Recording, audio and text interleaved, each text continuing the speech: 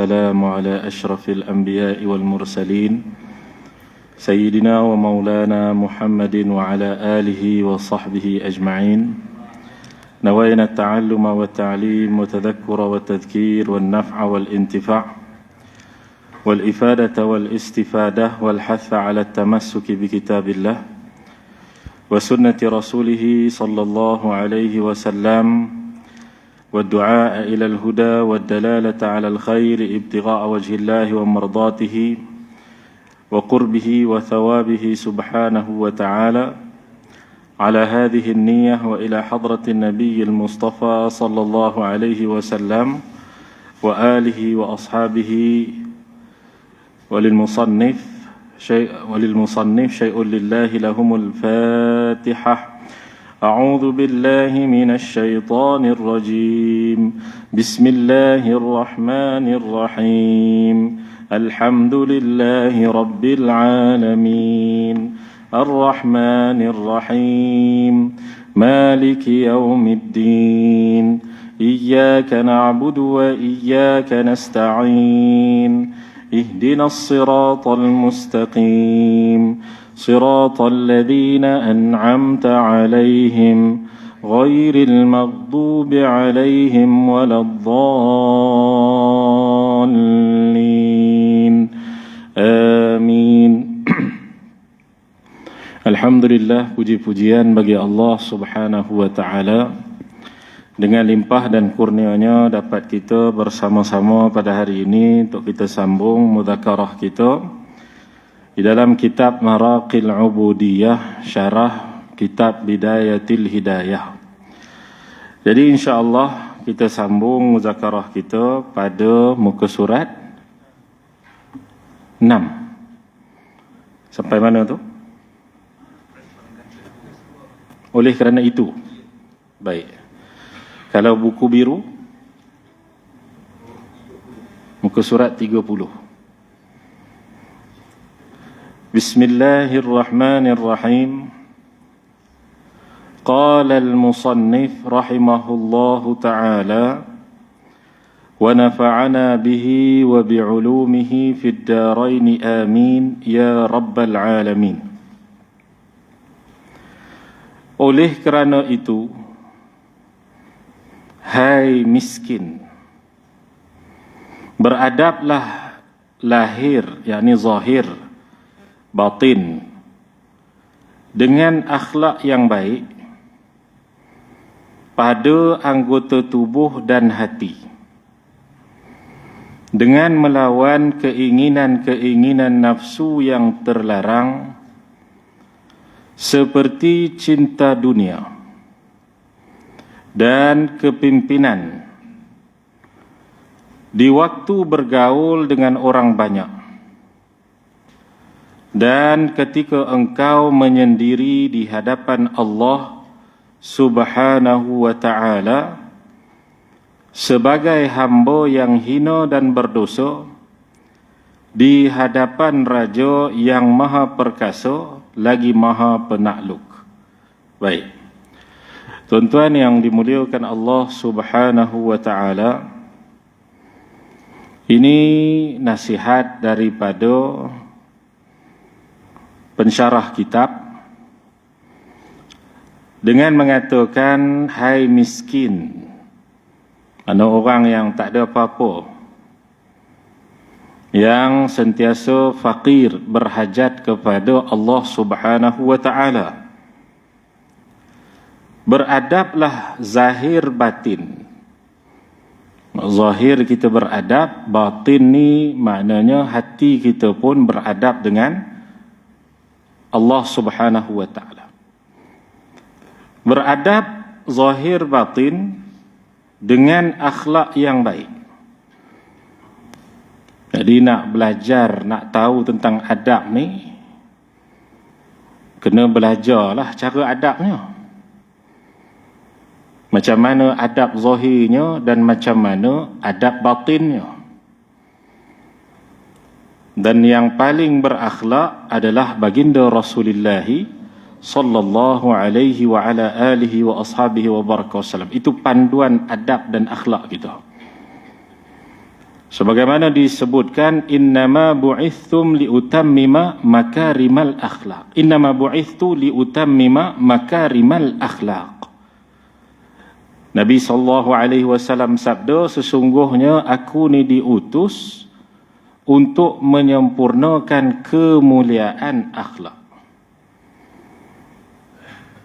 Disebutkan lagi di dalam hadis Nabi SAW, ketika Sayyidatuna Aisyah radhiyallahu taala anha ditanya bagaimana akhlak Rasulullah sallallahu alaihi wasallam, maka dijawab, kana khuluquhu al-Quran. Maka akhlaknya Nabi sallallahu alaihi wasallam tu Al-Quran. Apa makna akhlak Nabi tu Al-Quran?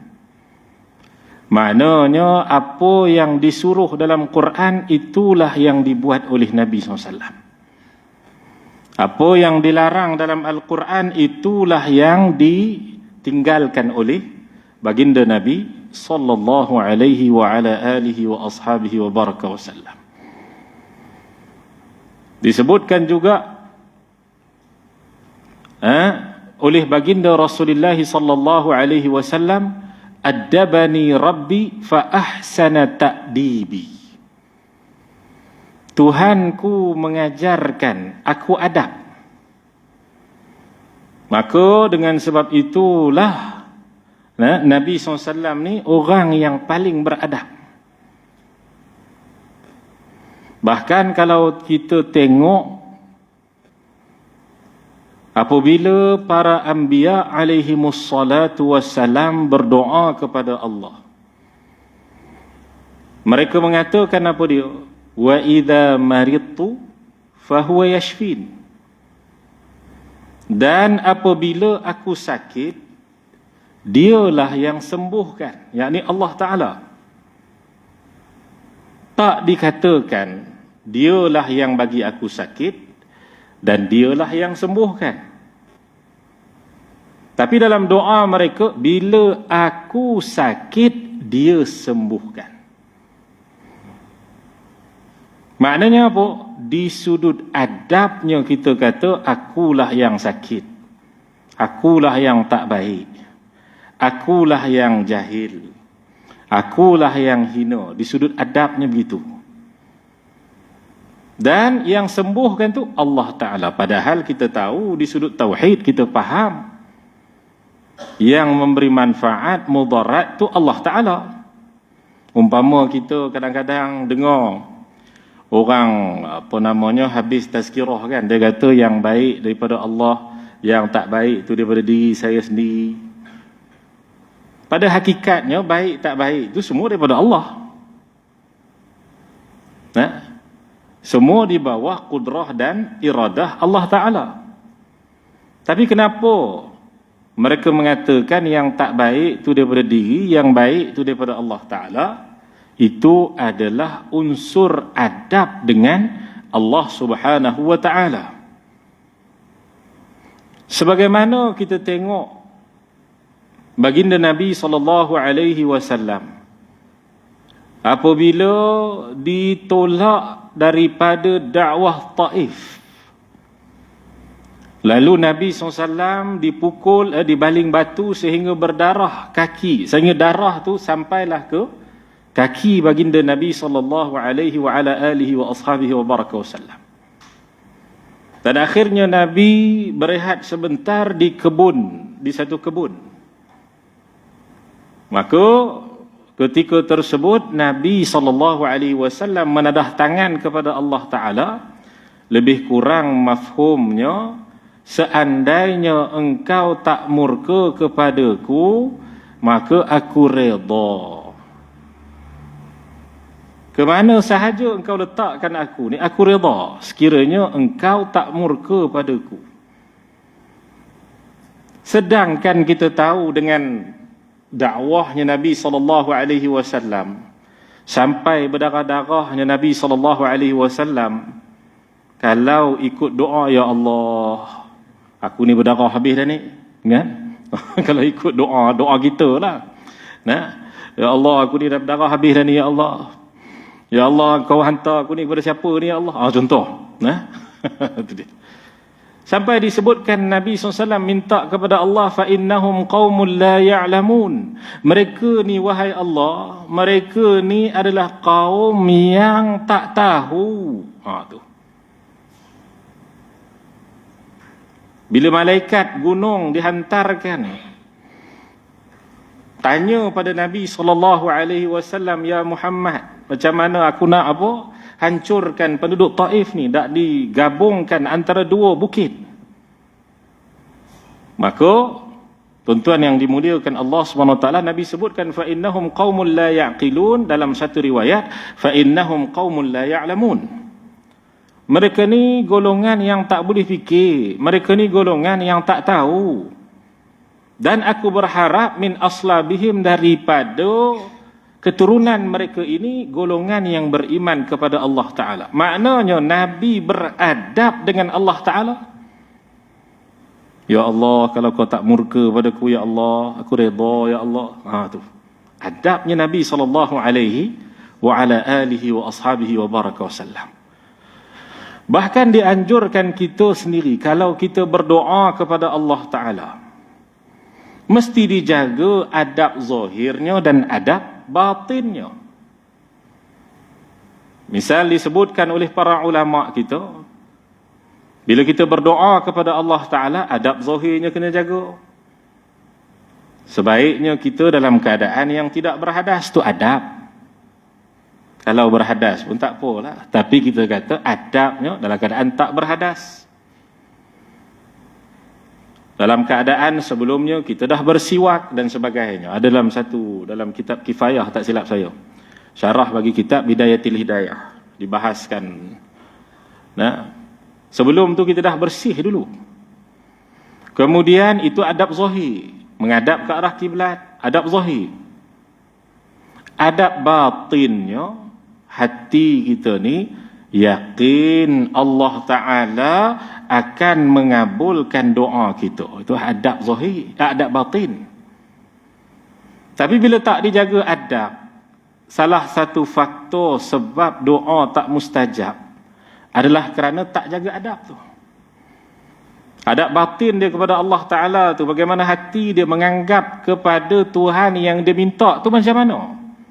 Ragu-ragu ke? Ataupun dapat ke tidak ni? Contoh. Ataupun yakin sungguh dia pada Allah Ta'ala akan kabulkan doa dia. Maka ini semua kait dengan adab. Maka tuan-tuan yang dimuliakan Allah Subhanahu wa Ta'ala, disebutkan di sini, beradablah zahir batin dengan akhlak yang baik pada anggota tubuh dan hati, dengan melawan keinginan-keinginan nafsu yang terlarang. Keinginan nafsu ni ada yang dibolehkan, misal makan minum, tu keinginan nafsu juga.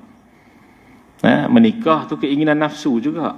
Kalau nafsu tak ada ni susah jugalah. Jadi malaikat gitu, tak makan, tak minum, tak tidur, tak kahwin. Tu. Maka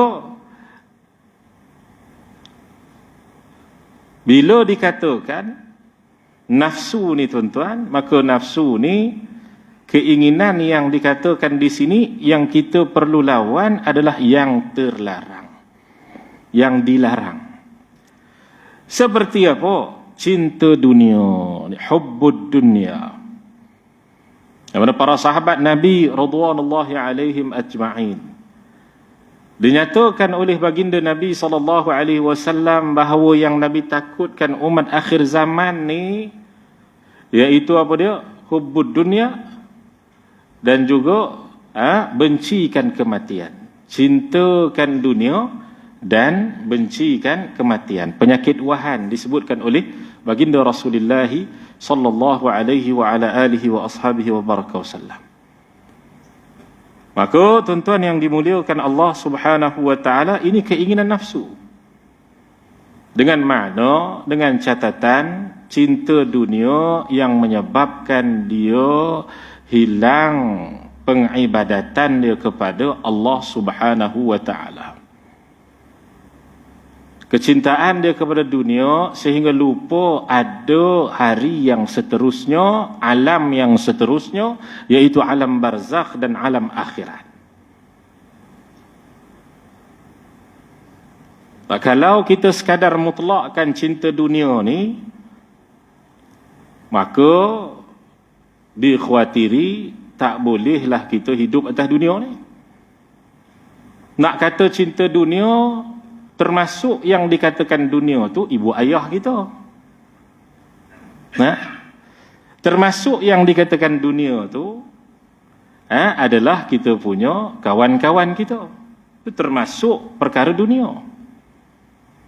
Maka yang dikatakan, dimaknakan dengan meninggalkan cinta dunia itu adalah dengan maksud kita mencintai sesuatu sehingga menyebabkan kita lupa ataupun tidak melihat Allah Subhanahu wa taala. Tidak melihat bahawa Allah lah yang menjadikan perkara ini.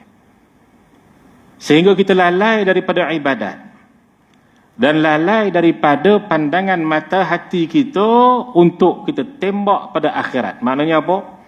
Pandangan mata hati kita ni tak nampak, seolah-olah kita nak duduk dunia ni sahaja. Sebab itu disebutkan ad-dunya sijnul mu'min wa jannatu kafir. Wa jannatul kafir. Dunia itu adalah penjara bagi orang mukmin dan syurga bagi orang kafir. Penjara bagi orang mukmin kenapa? Dia kena lawan nafsu dia daripada mencintai dunia sehingga menyebabkan dia lupa bahawa ada hari esoknya, ada hari barzakhnya, ada hari mahsyarnya, begitu. Maka tuan-tuan yang dimuliakan Allah Subhanahu wa taala, yang ni yang dikatakan terlarang ni, hubbud dunia yang disudut, yang membawa kepada lupa tentang akhirat, lupa kepada Allah. Baik. Dan kepimpinan, dia panggil dalam istilah dia bahasa Arab hubbul jah.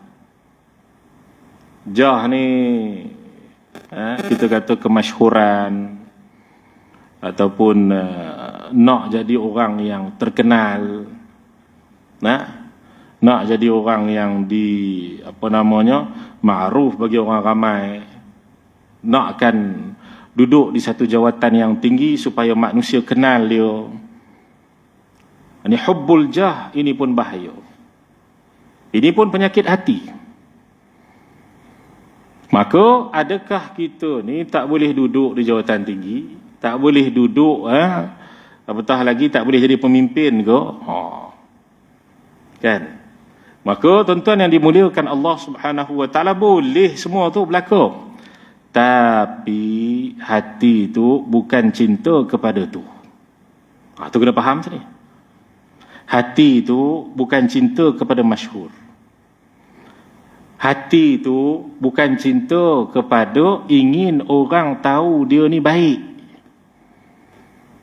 Hati itu bukan cinta dengan keinginan supaya manusia mengagumi dia, mengagungkan dia, memuliakan dia. Tu jangan tu. Duduklah apa jawatan sekalipun. Title dia tak kisahlah. Datuk, doktor, Prof Madya ke, ikutlah apa pun. Yang penting hati dia tetap tak inginkan kepada kecintaan makhluk kepada dia. Maknanya apa? Keinginan supaya makhluk ni kenal dia tu tak ada. Itu dia. Maka tuan-tuan yang dimuliakan Allah Subhanahu wa taala, umpama kita solat di hadapan manusia lah. Kalau orang solat di hadapan manusia,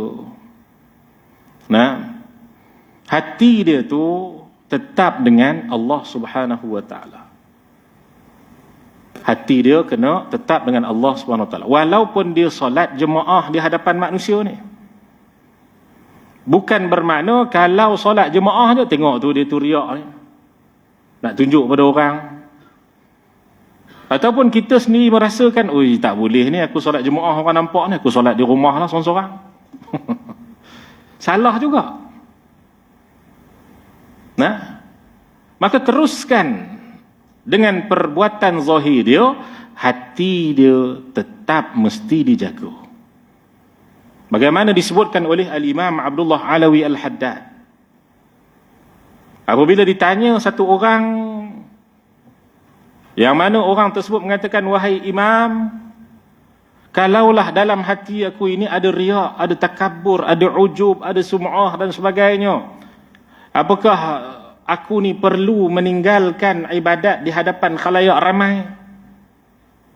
Apakah aku perlu meninggalkan perkara tersebut? Kata Al-Imam, jangan tinggal, teruskan. Yang penting jaga hati. Yang penting jaga hati. Kalaulah kena tinggal semua, tuan-tuan yang dimuliakan Allah, tak ada orang di masjid ni dah. Nah, tak ada orang yang solat tarawih, semua tak ada habis, semua lari habis, tinggal lah. Sebenarnya kat rumah lah. Nanti takabur pula orang cakap. Kita pula fikir cakap orang. Sedangkan yang kita nak ni pandangan Allah. Maka teruskan dengan pekerjaan kita, teruskan dengan ibadat kita, tapi hati itu mesti dijaga. Suatu perjalanan menjaga hati ni memang sukar. Cuma tetap juga kena usahakan. Tetap juga kena mujahadahkan. Gitu. Nah, baik. Maka tuan-tuan yang dimuliakan Allah Subhanahu wa taala, ini maknanya, dan kepimpinan ni maknanya cinta nak jadi orang masyhur lah, supaya orang kenal dia dan sebagainya. Ini perkara nafsu yang dilarang. Baik. Di waktu bergaul dengan orang banyak dan ketika engkau menyendiri di hadapan Allah Subhanahu wa taala. Maknanya, nampak ni. Di ketika kita berada di khalayak ramai sekalipun ataupun bersendiri sekalipun, tetap juga hati ni mesti dijaga. Bagaimana kita berada dalam keadaan menyendiri, begitu juga ketika mana berada di dalam keadaan keramaian, tetap hati kita meninggalkan cinta dunia yang terlarang tadi ni, dan juga cinta kepada kemasyhuran dan apa-apa penyakit hati yang lain.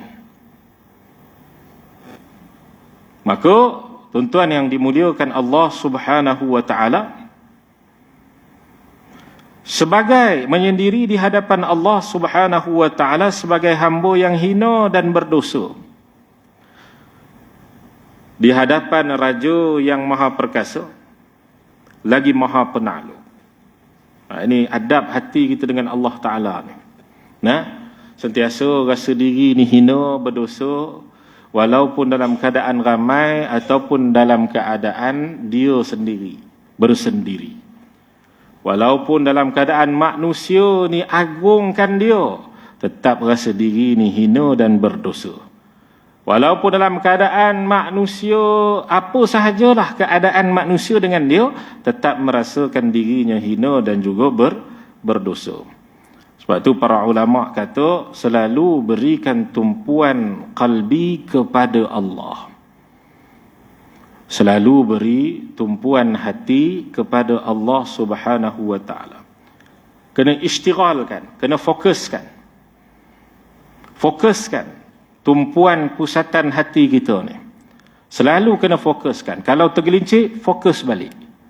Kalau terkeluar daripada fokus, fokuskan balik. Ingat balik Allah Subhanahu wa taala. Kemudian bila fokus, kata para ulama, bila dah fokus sampai satu tahap, Allah akan bagi halawah manis dia. Rasa kalau tak ingat pada Allah ni, rasa macam tak best pula. Tu. Dah sampai tahap tu. Kena fokus dulu tu. Tapi kalau masih lagi fokus ni tak kuat, masih lagi dia fokus, tak fokus tu lama. 3-4 hari tak fokus. Hari ke-5 baru fokus pada ingat Allah setiap masa ketika. Hari ke-6 sampai ke-8 tak fokus pula. Susah. Dia kena usahakan setiap hari mesti fokuskan kepada Allah Ta'ala. Sebab tu para ulama kita Banyak akan sebut selalu duduk dalam majlis-majlis. Selalu duduk dalam majlis ilmu, majlis zikir, majlis ibadat, majlis selawat. Supaya apa? Pusatan hati kita tadi itu yang mungkin sebelumnya fokus dengan perkara dunia, kita bawa kembali fokus dia kepada Allah. Tu. Nah. Cuma kena dapatlah macam mana sahabat ni, iman sahabat ni lain cerita pula. Duduklah mana pun, fokus dia tetap kepada Allah Ta'ala. Beza dengan iman kita ni, duduk dekat sini, hilang dah fokus. Duduk dalam majlis begini, dia fokus balik pada Allah. Tu. Maka kena dapat tu. Kena dapat macam mana para sahabah radhiyallahu alaihim ajma'in tu fokus 100% 24 jam daripada bangun tidur sampai tidur balik, fokus qalbi kepada Allah Ta'ala. Itu dipanggil ishtighal. Bila dah fokus betul-betul ni, kita usahakan dalam masa yang sama doa lah pada Allah. Ya Allah, bagilah hati aku ni selalu ingat padamu ya Allah. Ya Allah, tarikkanlah hatiku ni untuk sentiasa ingat padamu ya Allah. Tu. Sampailah Allah Ta'ala bagi halawah, manis.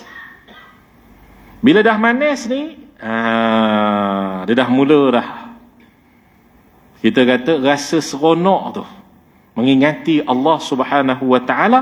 Akhir sekali, setelah daripada tu, Allah Ta'ala akan bagi apa dia? Syauq ataupun kita kata mahabbah, cinta ataupun rindu. Ini semua kurnia Allah Ta'ala.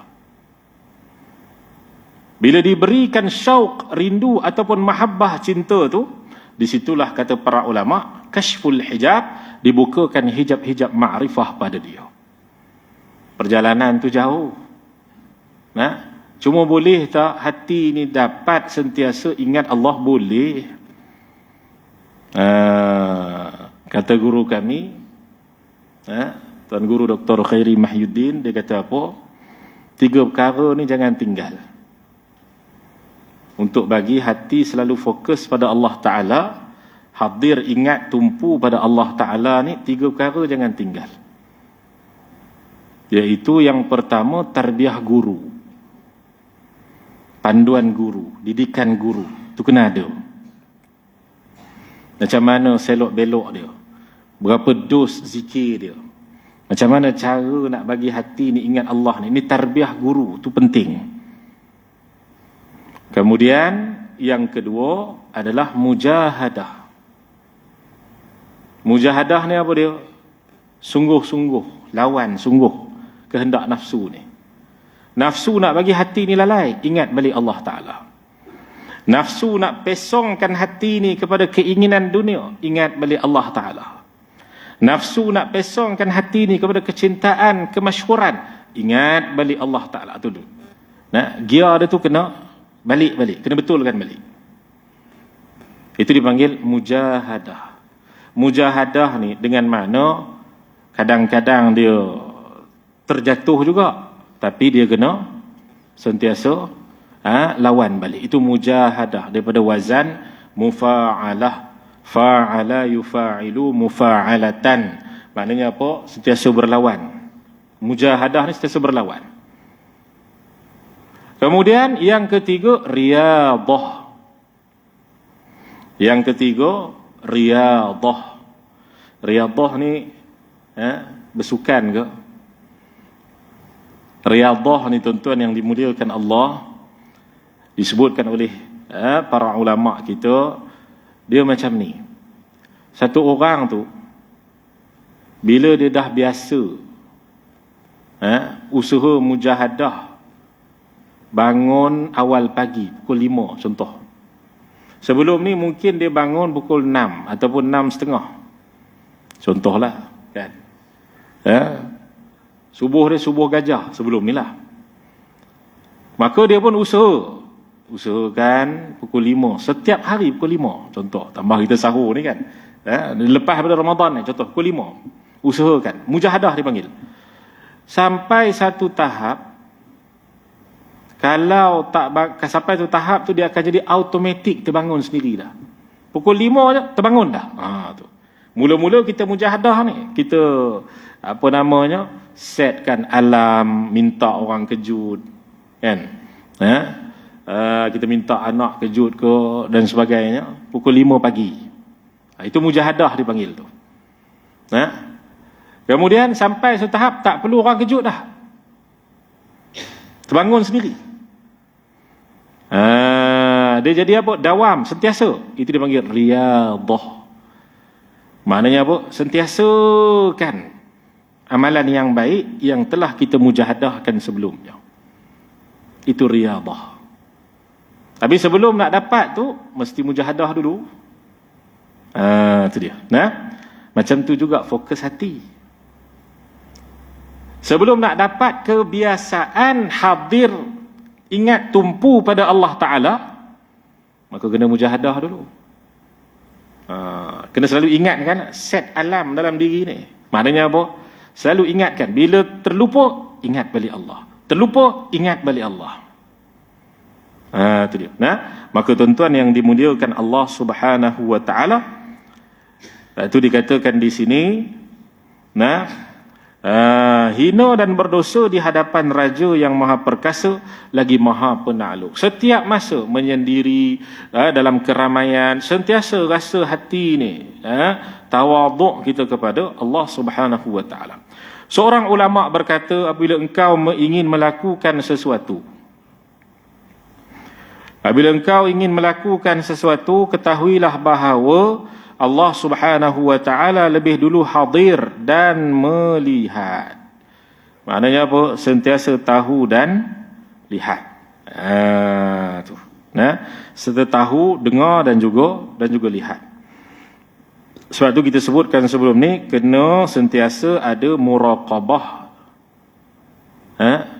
Sentiasa hati itu merasai dilihat oleh Allah, diketahui oleh Allah, didengar oleh Allah. Itu muraqabah. Hati itu kena sentiasa. Nak buat satu, nak cakap satu, Allah tahu ni, Allah lihat ni. Nak buat satu, Allah tahu ni, Allah lihat ni. Hati kita ni, apa namanya, terlintas sesuatu yang tidak baik. Allah tahu ni apalah hatiku ni. Itu muraqabah tu. Kena sentiasa dihadirkan muraqabah dalam hati kita tu. Sebagaimana disebutkan oleh baginda Nabi SAW tentang ihsan, itu adalah an ta'budallah ka'annaka tarah fa illam takun tarahu fa innahu yarak. Engkau ibadah kepada Allah Ta'ala seolah-olah engkau melihat Allah. Kalau tak mampu merasai melihat Allah, maka rasakan Allah melihat kamu, mengetahui tentang kamu, mendengar kamu. Tu. Maka sentiasa ada muraqabahnya. Maka tuan-tuan yang dimuliakan Allah Subhanahu wa Ta'ala, bila muraqabah ni, dia akan sentiasa rasa kebersamaan dia dengan Tuhan. Mana kebersamaan ni di sudut dia tahu Tuhan ni, mengetahui tentang dia, mendengar dia, melihat dia, begitu. Baik. Bila mana sesuatu itu baik, sebab itu disebutkan dalam oleh para ulama kita dalam Jawahirul Hikam, kan, lil Imam Abdullah Husain disebutkan, madza wajada ma min faqadak, wa madza wajada man faqadak, wa man alladhi faqada man wajadak. Disebutkan oleh para ulama,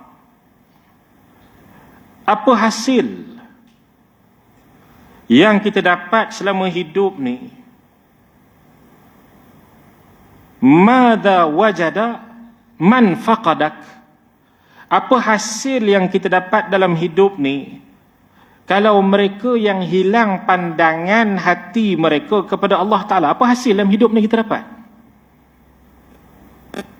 24 jam kita tu, hati kita tu ke mana? Nanti disebutkan dalam Jawahirul Hikmah, disebutkan apa dia, apa hasil seorang tu kalau hati dia ni, apa yang dia dapat, apa untung dia, apa manfaat dia, apa faedah dia dalam sehari 24 jam tu, Dia ingat Allah ni berapa kerat masa je. Apa untung pada hari dia? Apa hasil yang dia dapat pada hari dia? Apa faedah yang dia dapat dalam hari dia? Kerana hati dia masih lagi berta'alluq, masih lagi terikat dengan aghyar, maknanya dengan selain daripada Allah Ta'ala. Masih lagi hati dia terikat dengan akwan, yakni penciptaan-ciptaan Allah Subhanahu wa Ta'ala. Masih lagi terikat dengan aqdar. Maka lepaskan ikatan hati kepada makhluk dan ikatkan hatimu kepada Allah Subhanahu wa Ta'ala, sehingga engkau mendapatkan muraqabah dan musyahadah, sentiasa hadir, ingat, tumpu kepada Allah Subhanahu wa Ta'ala 24 jam, pagi, petang, siang dan malam, duduk, berjalan, tidur, makan, minum, bercakap, ingat kepada Allah, sehingga harimu menjadi hari yang bermanfaat untuk akhiratmu. Maka tuan-tuan yang dimuliakan Allah Subhanahu wa Ta'ala, bila mana sesuatu itu baik, sikit lagi tuan, maka lakukanlah dengan kerendahan diri dan khusyuk, yakni dengan suara perlahan, demi memperhatikan dan mengagungkan Allah. Nah, maknanya kita dalam kita ni, apa namanya, mengingati Allah dengan penuh khusyuk. Kita minta kepada Allah dengan penuh beradab dan sebagainya. Kalau tidak bisa, kalau yang kita nak buat tu bukan kebaikan, tu lebih kurang gitulah. Jadi kita tengok dalam Arab dia, dengan makna kalau yang kita nak buat tu bukan kebaikan.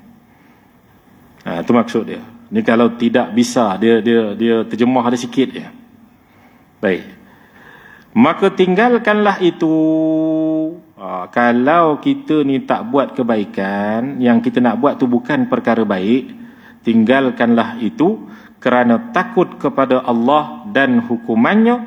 Berusahalah sekuat tenaga, berusahalah sekuat tenaga untuk menjauhi maksiat dan melakukan ketaatan, supaya engkau bisa mencapai tujuan akhir daripada pagi hingga sore. Daripada pagi hingga ke petang. Tujuan akhir apa dia? Maksud ilahi anta maqsudi wa ridaka matlubi. Tu. Tuhanku, engkaulah maksudku, maknanya tujuanku. Wa ridaka matlubi, dan ridamu yang kutuntut. A'tini mahabbataka, kurniakan kepadaku kecintaan padamu, wa ma'rifataka, dan mengenal engkau wahai Allah. Itu dia. Maka itu yang kita nak kan. Tujuan kita daripada pagi sampai ke malam, yang menjadikan kita makin kenal Allah, makin dekat dengan Allah, makin rindu pada Allah, makin cinta pada Allah Subhanahu wa Ta'ala, sampailah kita termasuk di kalangan mereka yang disebutkan dalam Al-Quran, a'udzu billahi minasyaitonir rajim, faman kana yarju liqa'a rabbih falyamal 'amalan salihan wa la yusyrik bi'ibadati rabbih ahada. Siapa yang berharap pertemuan dengan Tuhannya, ini golongan yang berharap pertemuan dengan Tuhan.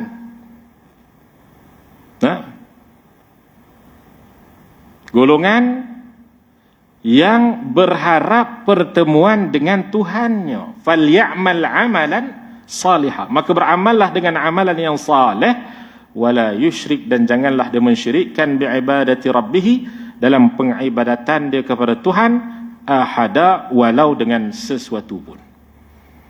Maknanya ada golongan yang berharap pertemuan dengan Tuhan, cuma dunia ni jadi penghalang.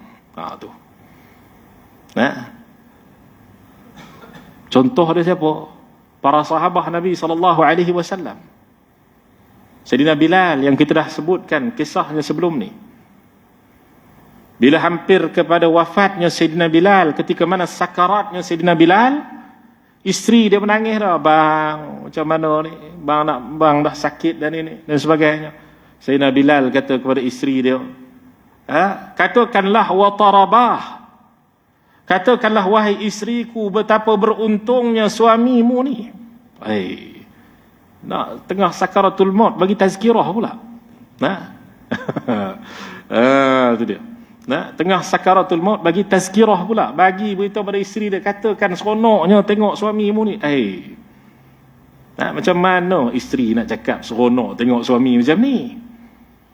Kenapa? Kata Sayyidina Bilal, ghadan alqal ahibbah, esok aku nak jumpa dengan mereka yang aku cinta.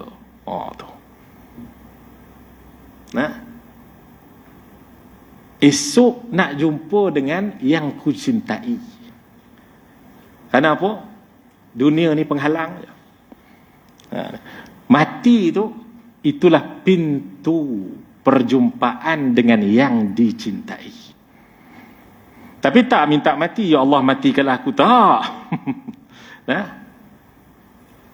Para sahabat ni, dia fahamlah hati dia. Bila ni perjumpaan dengan Allah, bila ni perjumpaan dengan Nabi SAW, bila ni hati dia tu sentiasa merindui, sentiasa menginginkan perjumpaan dengan Tuhan yang menjadikan dia, Tuhan yang menghidupkan dia, Tuhan yang mematikan dia, Tuhan yang memberikan rezeki setiap saat dan ketika kepada dia, Tuhan yang mengurniakan kepada dia iman Islam, Tuhan yang mengurniakan taufik hidayah untuk dia beribadah, Tuhan yang telah mengawasi dia 24 jam dalam sehari daripada dia lahir sampailah kewafatan dia. Maka siapa yang paling baik, yang lebih baik untuk dicintai, dirindui, tidak lain dan tidak bukan dia. Maka kerana itulah Sayyidina Bilal dan juga ramai lagi para sahabat. Kalau kita baca dalam sirah sahabat, mereka nak meninggal dunia seronok. Seronok. Ada sahabat yang dihantar oleh Nabi SAW untuk berdakwah di Yaman. Jadi setelah daripada Sayyidina Muaz, ada yang mengatakan Sayyidina Muaz, ketika mana nak meninggal dunia, terseronok dia. Ditanyakan kenapa seronok? Aku nak jumpa dengan yang aku cinta. Seronok. Maka tuan-tuan yang dimuliakan Allah Subhanahu wa taala, maka kematian tu pintu keseronokan bagi mereka. Baik. Karena itu telah dikatakan apa? Kerjakanlah perintah-perintah Allah Subhanahu wa taala yang sampai kepadamu sejak engkau bangun dari tidur sehingga kepada saat engkau kembali lagi ke tidurmu. Kerana itu kata Imam Ghazali, kena susun jadual. Jadi Imam Ghazali ini dia ajar macam mana susun jadual zikir, jadual wirid dan sebagainya. Sebagaimana disebutkan dalam hadis, inna li rabbika 'alaika haqqan wa li ahlik wa li nafsika 'alaika haqqan wa li ahlika 'alaika haqqan fa'uti kulli dhi haqqin haqqah. Disebutkan oleh baginda Nabi SAW, sesungguhnya kepada Tuhanmu itu ada haknya, kepada dirimu itu ada haknya, kepada keluarga kamu itu ada haknya, maka tunaikanlah segala hak tersebut. Maknanya apa? Susun jadual. Tu. Ni kata Imam Ghazali. Sebab tu ada zikir hari Isnin apa dia, hari Selasa apa dia. Siapa yang ajar tu? Imam Ghazali. Tu dia. Kita wiridkan ibadah tersebut, kita dah bahas sebelum ni. Ibadah tersebut bila disebut kita bila dikatakan bahawa kita istiqamahkan ibadah tu, itu dipanggil wirid. Solat sunat kita istiqamahkan, itu dipanggil wirid. Belajar ilmu kita istiqamahkan, itu dipanggil wirid. Maka disebutkan di dalam Hikam Ibn Athaillah As-Sakandari, dikatakan awrada 'alaikal warid liyukhrijaka min sijni wujudika ila fada'i syuhudik. Disebutkan oleh Al-Imam Ibn Athaillah As-Sakandari, Allah bagi kepada kamu, Allah kurnia kepada kamu wirid, ibadah yang berterusan ni, ini kurniaan Allah. Allah kurniakan kepada kamu wirid untuk mengeluarkan engkau liyukhrijaka min sijni wujudik, untuk mengeluarkan engkau daripada penjara merasai kewujudan diri, ila fada'i syuhudik, sehingga engkau keluar dan engkau menyaksikan keluasan syuhud. Maknanya apa? Sehingga engkau menyaksikan Allah Subhanahu wa ta'ala, itulah hakikat wujud yang sebenar. Faham tuan-tuan? Maknanya sinilah senang cerita gini. Allah bagi kita wirid, Allah bagi kita dapat ibadat, Allah bagi kita dapat belajar pada hari ini, Allah bagi kita dapat solat, Allah bagi kita dapat zikir, Allah bagi kita dapat baca Quran, Allah bagi kita ni dapat jaga hati setiap masa. Itu pemberian Allah. Sebab apa pemberian Allah tu Allah berikan kepada kita? Untuk keluarkan kita daripada merasai dirilah yang hebat, dirilah yang banyak buat ibadat, diri ni mengeluarkan daripada diri kita ni takabur ni, ujub ni, sum'ah ni, inginkan pandangan manusia ni. Sebab tu Allah Ta'ala bagi ibadah-ibadah tu pada kita. Itu kesan ibadah dipanggil. Untuk keluarkan kita daripada merasai keakuan diri, sehinggalah nanti Allah Ta'ala bagi hasil dia, iaitu merasai bahawasanya wujud yang sebenar hanyalah Allah Subhanahu wa ta'ala. Sehingga setiap masa dan ketika syuhud dia kepada Allah, melihat dia kepada Allah pada af'alnya, perbuatan Allah, pada asma'nya, nama-nama Allah dan sebagainya. Maka tuan-tuan yang dimuliakan Allah Subhanahu wa ta'ala, inilah kita kata sebahagian daripada perbahasan muqaddimah lagi ni. Tak masuk lagi ni. Ada bangun, saya ingat nak masuk ada bangun hari ni. Jadi insya-Allah mudah-mudahan Allah Subhanahu wa taala berikan kepada kita taufik dan hidayah, berikan kepada kita wirid dengan makna amal ibadah, kurniakan amal ibadah kepada kita sampailah kita diberikan hakikat ibadah yang membawa kita kepada ubudiyah, kehambaan kita kepada Allah Subhanahu wa taala. Bismillahirrahmanirrahim. Alhamdulillahi rabbil alamin. Wassalatu wassalamu ala asyrafil anbiya'i wal mursalin sayyidina wa maulana Muhammadin wa ala alihi wa sahbihi ajma'in. Allahumma ighfir lana dhunubana wa liwalidina wa limashayikhina wa li ashabil huquqi alaina wa li jami'il muslimina wal muslimat bi rahmatika ya arhamar rahimin. Ilahana anta maqsuduna wa ridaka matlubuna. A'tina mahabbataka wa ma'rifataka ya Allah. اللهم بارك لنا في شهر رمضان. اللهم إنا نسألك رضاك والجنة ونعوذ بك من سخطك والنار. اللهم إنك عفو كريم تحب العفو فاعف عنا وعن والدينا وعن جميع المسلمين والمسلمات برحمتك يا أرحم الراحمين. ربنا آتنا في الدنيا حسنة وفي الآخرة حسنة وقنا عذاب النار. وصلى الله على سيدنا محمد وعلى آله وصحبه وبارك وسلم والحمد لله رب العالمين. Wassalamu alaikum warahmatullahi wabarakatuh.